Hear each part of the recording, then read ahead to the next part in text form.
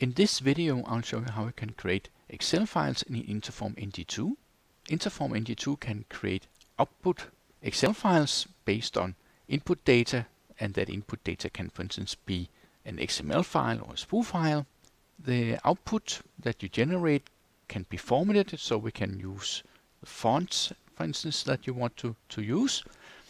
The output Excel file can also be based not only on an input file, but also on a template, an Excel template, where you're putting in the dynamic data.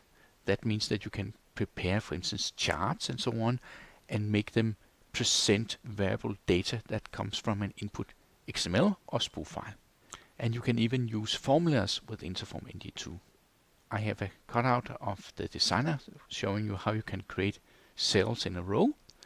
And here you can see the workflow where we can monitor, for instance, a folder for XML files and convert them into an Excel file that we save.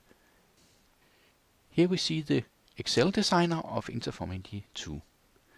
Here I've added a row and a couple of cells in that row. We can add another cell by clicking here, and I can click here to edit the contents of this new cell. The value of the cell can be a text constant. I can also choose here to select a node from the input XML file and apply.